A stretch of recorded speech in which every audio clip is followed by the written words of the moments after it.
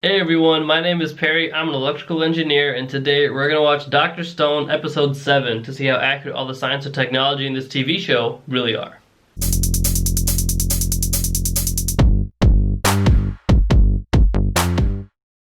この怪しげな空飛ぶマガタマははーん、そのレベルね。なら丸ごといただけるな。科学力で40人の。 He is absolutely right about that though. Like, technology will always win. Like, science and engineering are gonna take over, like, really any sort of army that you lay out before it.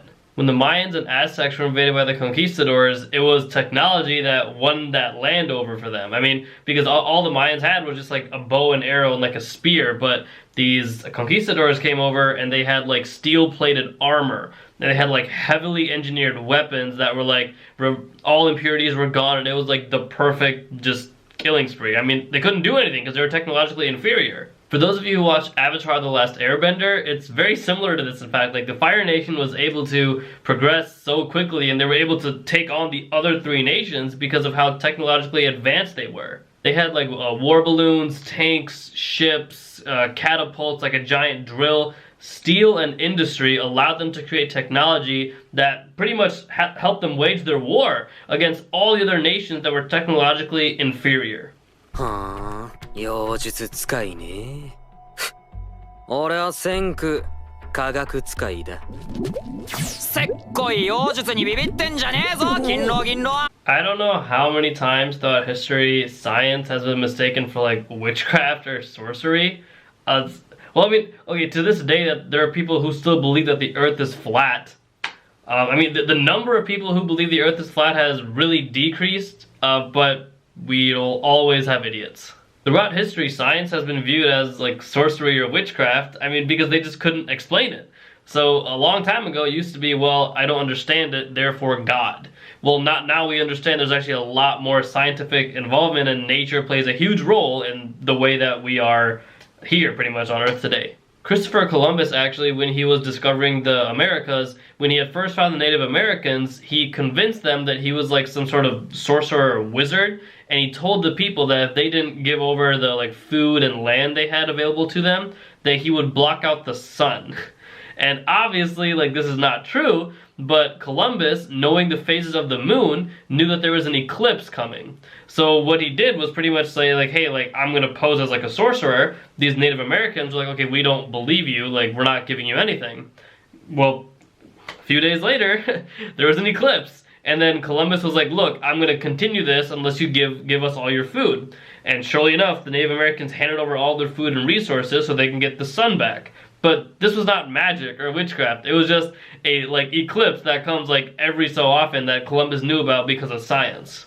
急に炎が広げなんで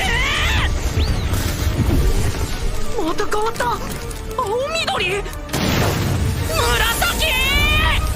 紫塩、銅、硫黄の順でぶち込んだだけだ。 Senku is absolutely right. There's nothing magical about this. It's just the photoelectric effect that Einstein won the Nobel Prize for. Einstein showed that different wavelengths of light or different colors of light each release different levels of energy. Like, this is very scientifically accurate, is that if you burn copper, you will get a green flame. If you burn salt, you will get a yellow flame. And I think the last one was like purple, and yet you'll get like a purple flame if you're burning sulfur. The flame with the highest temperature is white flame, and you get that from burning magnesium. This takes me back to like the color spectrum, which is Roy G. Biv. Like, that's just how we remembered it, which is red, orange, yellow, green, blue, indigo, violet, right? Roy G. Biv, yeah. And if you actually write that out, then what you'll see is like the letter R in Roy is on the far left, and that's the weakest energy level for color. Like, red will give you the lowest energy level, whereas like red flame.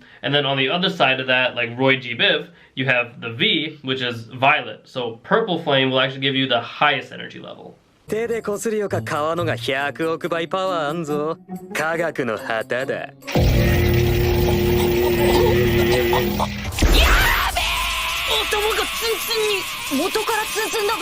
This is something that most people will discover for themselves.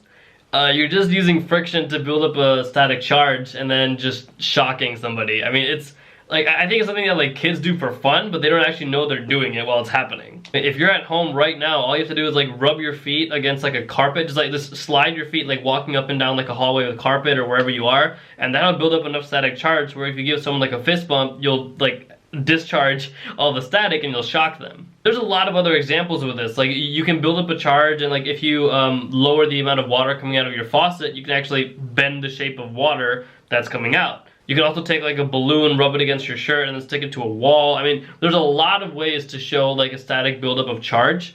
And the reason here, well, for one, they're right. Like Senku's hair was always like up, which I don't know what gel he's using, but that's impressive.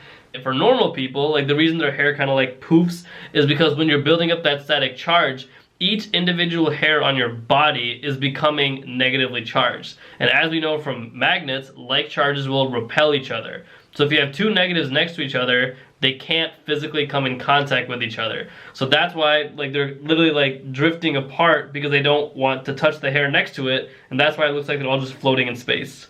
Thank you guys so much for watching. I really hope you enjoyed that. If you did, go ahead and give me a thumbs up. And if you want to see more Dr. Stone, just comment that down below. And I will see you guys in the next video. Stay fresh and stay golden.